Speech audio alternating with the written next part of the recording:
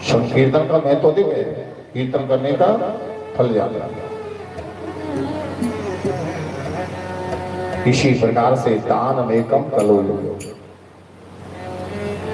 इस कलयुग में दान का भी सबसे बड़ा महत्व है।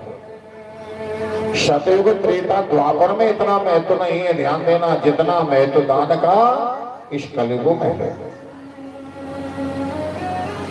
सतयुग में हम 100 रुपए दान में दिए और इस कलयुग में 10 रुपए दान में दे दोगे तो 100 रुपए के बराबर है, 10 गुना अधिक फल मिलता है इस कलयुग में। किसका? दान करने का। और इस देश में जब तक दान हो रहा है तब तक धर्म का चौथा स्तंभ भी मजबूत रहेगा। और जिस दिन इस मृत्यु लोक में ये दान होना बंद हो जाएगा तो समझ लेना अब धर्म का भी चतुर्पाद नष्ट होने वाला है। ये धर्म है कौन? वृषभ है कौन? साक्षात धर्म है। और ये गाय साक्षात पृथ्वी है। धर्म पृथ्वी का सम्मान है, धर्म पृथ्वी का वार्तालाप है। इसलिए मैं अपने दुख से नहीं, आपके दुख से दुखी हूं कि तुम्हारे 3 पैर नष्ट हो गए, अब शेष 1 पैर रह गया। कितना शुक्र पृथ्वी का बड़ा शुक्र भाव है। सुखदेव भगवान कहते हैं कि राजा, इतने समय पर एक राजा जैसा वेशधारी पुरुष आ गया और 1 पैर वाले वृषभ और गाय को दंडित करने लगा,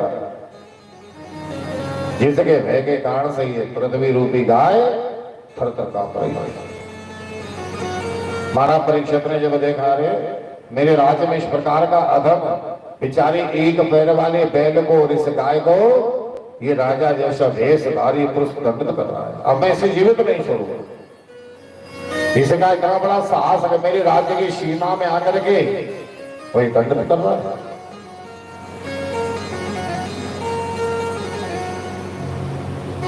सूत जी कहते हैं कि ऋषियों, परीक्षित ने उठाया अपना धनुष, तरकर्षण से बाण निकाला और बाण निकाल करके धनुष पर चढ़ा करके माना परीक्षित छोड़ना ही चाहते थे कि इस पुरुष की दृष्टि परीक्षित पर पड़े। देखते धनुष बाण को थर-थर कांप दौड़ पड़ा हो जाकर के परीक्षित के चरणों में गिर पड़ा, त्रायना मेरी रक्षा करो, रक्षा करो। इन्होंने पूछा तुम हो कौन, क्या नाम है तुम्हारा? थर-थर कांपते कल वो बोला, महाराज मेरा नाम परीक्षित है। अरे परीक्षित, तुम्हारा ये साहस कि तुम मेरे राज्य की सीमा में आ गए। भगवान आपके इस राज्य के अतिरिक्त मैं जाऊं तो कहां जाऊं, क्योंकि चारों दिशाओं में जिधर को मैं दृष्टिपात करता हूं उधर में आप मुझे धनुष बाण लिए हुए दिखाई पड़ते, क्योंकि आप समस्त भूमंडल के राजा हैं। तो फिर आप ही बताइए कि बाहर जाऊं कहां। इसलिए आपसे मेरा निवेदन है कि आप अपने राज्य में रहने के लिए कुछ स्थान प्रदान कर। बार बार इसमें देखिए तुम्हारा परीक्षित प्रसन्न हो गए और बोले ठीक है, हम अपने राज्य में रहने के लिए तुम्हें 4 स्थान प्रदान करते हैं जहां तुम्हारा वास हो। लोग जुआ जो खेलते हैं उस जुए में कलयुग का वास है। जहां मदरा शराब रखी जाती है, पी जाती है, वहां भी कलयुग का वास है। कसाई खाना उसमें भी कलयुग का वास होता है। जहां पेशियां रहती हैं वहां भी कलयुग तुम्हारा वास है। पुनः हाथ जोड़ करके कलयुग और बोला, भगवान आपने मुझे 4 स्थान प्रदान किए, पर इनसे तो सभी घृणा करते हैं क्योंकि ये दूसरे परिवार भी बहुत बड़ा है, इसलिए कोई सुंदर सा स्थान तो दो। जब उन्होंने प्रार्थना की तो इन्हें आ गई और बोले, कले को तुम्हारा वास स्वर्ण में होगा। परंतु भागवत के 11 स्कंद में उद्धव जी से भगवान श्री कृष्ण कहते हैं कि धातुओं में मेरा रूप है तो वो स्वर्ण है, जैसे वृक्षों में पीपल का वृक्ष 12 महीने में मासा नाम मार्ग शीर्षो अगेन का महीना अश्व घोड़ा पहुंचे सुभाष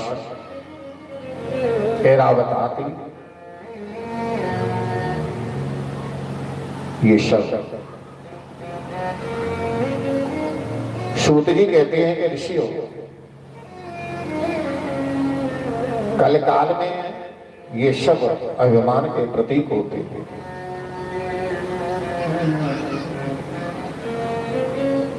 जैसे तो इनमें मेरा वास है, इसी प्रकार से स्वर्ण में भी मेरा वास है, मेरा स्वरूप है।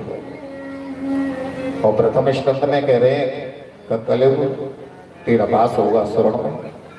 तो जहां भगवान का वास है, जहां भगवान विराजमान है, वहां तो कलयुग आ ही नहीं सकता। तो क्या परीक्षित की वाणी मिथ्या है या भगवान की? बोले दोनों की वाणी यथार्थ है, सत्य है।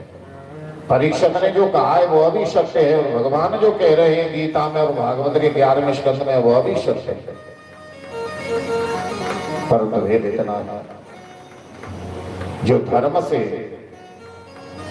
नीति से, मेहनत से, परिश्रम से, ईमानदारी से एकत्रित किया हुआ जो स्वर्ण है, उसमें वास गोविंद का होता है, भगवान का होता है। जो छल से, कपट से, पाखंड से, मिथ्या से, चोरी से, अधर्म से एकत्रित किया हुआ जो स्वर्ण है, सोना है, उसमें वास कलयुग का होता है। महाराज परीक्षित स्वयं स्वर्ण मुकुट पहने हुए थे, इसलिए उस मुकुट में आकर के कलयुग बैठ गया। परीक्षित की मति भ्रमित हो गई। इन्हें प्यास लगी, जल की खोज में निकल गए। खोजते खोजते समीक मुनि के आश्रम पर जा पहुंचे, जो कि मुनि ध्यान में मग्न थे। जल की याचना की, मुनिवर मुझे जोर से प्यास लग रही है, मुझे जल पिलाओ। पर मुनि ने नहीं सुना, बार बार मांगा, पर मुनि तो ध्यान में मग्न थे। इनकी दृष्टि मरीश्वर पर पड़ गई। बाण के अग्र भाग से उठाया और मुनि के गले में डाल करके अपने राजभवन में चले गए। मुकुट को उतार करके जैसे ही सिर से नीचे रखा, इनकी जो मति दूषित हुई थी वो शुद्ध हो गई, निर्मल हो गई। तो इन्होंने सोचा हो मेरे द्वारा एक मुनि का नादर हो गया, तिरस्कार हो गया। उनके गले में मैंने मरा हुआ सर्प डाल दिया, ये मैंने ठीक नहीं किया।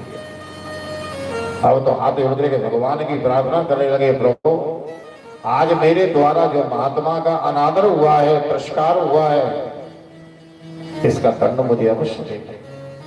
यदि आज आपने मुझे दंडित नहीं किया तो प्रभु शेष जीवन में, भविष्य में मैं किसी अन्य व्यक्ति का भी अनादर कर सकता हूं, क्योंकि मेरा साहस बढ़ जाएगा, इसलिए मुझे दंड अवश्य दें। ये परीक्षित प्रार्थना कर रहे हैं।